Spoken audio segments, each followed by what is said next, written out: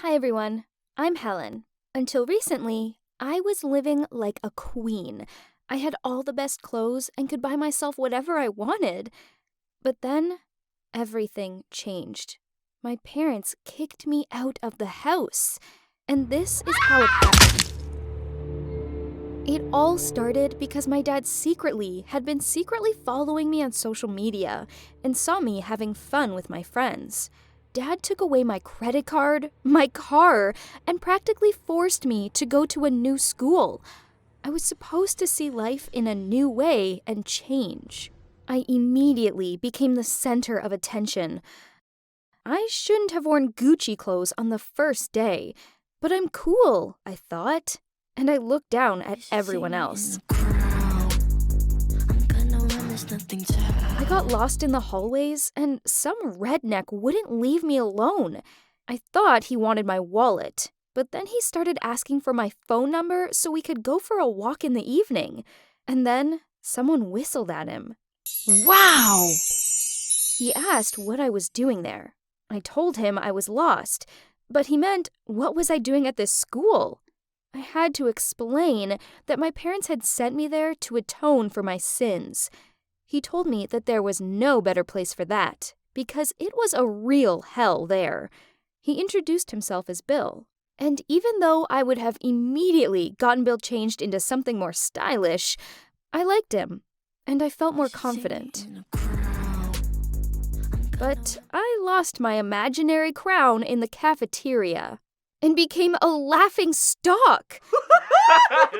When I got home, I begged my dad to punish me however he wanted, but just to take me back to my old school. But he told me that he was successful only because he himself had studied in a poor school and wanted to live better. I thought he was ruining my life. My classmates from my former school started uploading videos with parodies of me on TikTok. They even came up with the hashtag Helen the Queen Bum. My friends also turned their backs on me when it stopped being cool to be friends with me. My whole life was empty. Even Bill wouldn't come near me anymore. I watched him. He was different from the other guys. He would keep to himself and draw in his notebook. But at the same time, he was respected. No one took his seat in the cafeteria, while I had become an outcast. Everything I knew about popularity didn't work there. I even stopped going to the cafeteria so that there would be no reason to make fun of me again. But everything changed when, one time, it was about to rain outside and Bill offered to let me wait out the storm at his house. I didn't want to get my new white sneakers wet, so I agreed. It turned out that he lived in a trailer, alone. I asked where his family was, but he didn't want to talk about it. At first, conversation didn't go well at all. Bill wasn't talkative, and I was pouting that he hadn't come up to me at all recently. And then he showed me his drawings. On one of them, I saw myself. At home, I thought about him. I was often given surprises that I don't even remember now, but the thought that Bill had been secretly drawing me all this time pleased me more than all of them combined. We started spending a lot of time together. He explained that he had been keeping his distance because he had a prejudice about rich girls, and in some ways, he was right, but he saw that I wasn't like that. At school, we started holding hands, and no one messed with me anymore. I lied to my parents that I was spending time with my friends when I was actually with him. I was just head over heels. He was all I thought about. I had probably fallen in love. Once, when I was with him, I turned off my phone and told him that I didn't want to leave. But my father found me. He was furious and made a huge scene right in front of Bill. He told me that I was supposed to be learning about real life, not hanging around with some bum who didn't even have a future. I was so offended by his words that I replied that the bum's name was Bill and he was the best person I knew, and that I loved him. I wanted to protect Bill and make Dad angry. I definitely succeeded in the latter. He told me that I would never see Bill again and dragged me into the car. Once we were home, Dad told me that I would be going back to my old school. I had been waiting for those words for so long, but now I didn't want them. Dad also took my phone away so I couldn't text Bill. I couldn't sleep and heard a sound. It was Bill! I climbed out to him through the window. We were afraid to go back to his trailer because we might be found there, so we spent the night under a bridge. The next morning, we decided to run away. We snuck into his trailer. Bill had some money saved up, and then we went to his friend's place who sold him his old motorcycle. We were on our way to nowhere, but together. We stopped at a roadside cafe. I went to the bathroom to clean myself up. When I returned, Bill was nowhere to be found. I ran to look for him. Dad had found me this time too. Money and connections are everything. When he brought me home, he told me that he would disown me and put me out of the house if I saw Bill again.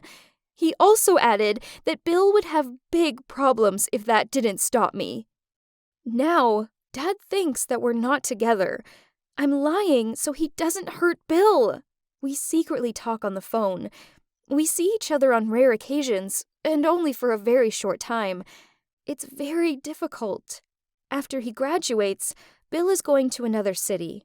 I will also be 18, so I can do what I want, and I'm thinking of going with him. If I do, I will lose my family forever, because Dad will never forgive me. I'm going to miss my mom very much, but then Bill and I will be together. What do you think? Should I give up my money, my home, everything, for love? What would you do if you were me? Thanks for listening to my story. Hi, I'm Dina and I'm 19. A month ago, I found out that I was bought for $3 million. Here's how it happened. I lived in a huge house with a man. His name is Jim. He's 36 years old, very rich, and not my biological father. He became my guardian when I was about 5. I do not remember my parents. Jim told me that he took me from an orphanage. Dad, that is, Jim, has few friends and I'm enough for him. True, he doesn't like when I call him Dad. He always asks that I call him by name. Jim and I lived like the most ordinary family until my 18th birthday. Until one night, I noticed him sitting by my bed. He just looked at me while I was sleeping. And then he got very embarrassed that he was caught and left without explanation. The next morning, he forbade me to call him father because we are not even relatives. He wanted to say something else, but stopped short and said nothing. Since then, our relationship has become strained. But Jim was always kind and affectionate to me. I've only once seen his rage.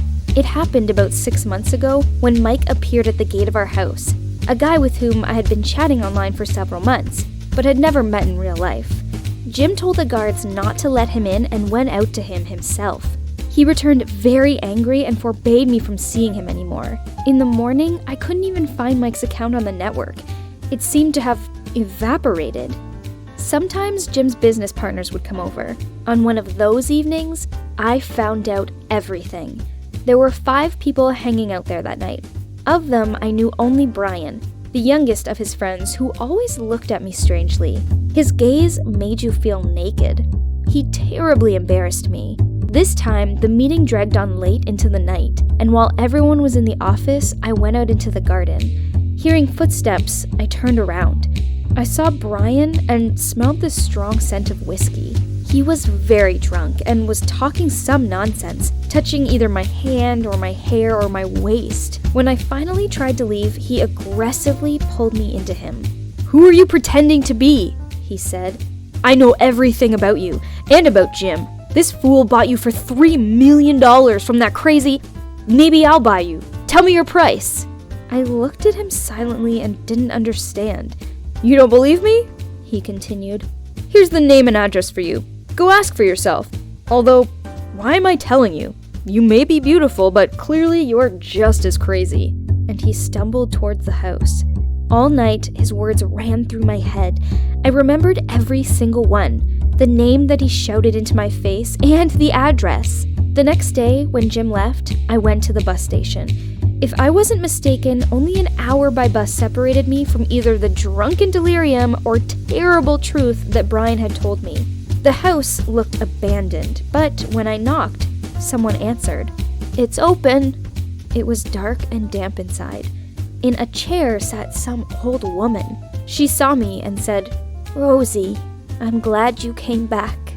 I spent 30 minutes there, but the woman didn't say anything to me again. She was clearly out of her mind. I was about to leave, but lingered at a photograph on the wall. It was of her, but much younger, and next to her was a girl about my age, and another girl, little, about 4 years old. That girl was me. I had one single photo from my past life given to me by Jim as a child. There I sat on a white pony, and I definitely recognized the baby in the photo on the wall. Me! I took the photo to demand an explanation from Jim, but when I came out of the house, his black limousine was already waiting for me. I had never seen Jim so scared. On the way home, he told me everything. When he was my age, he dated a girl. Her name was Rosie. Her mother was against their relationship, and since she had an influence on her daughter, she soon stopped seeing him and they broke up.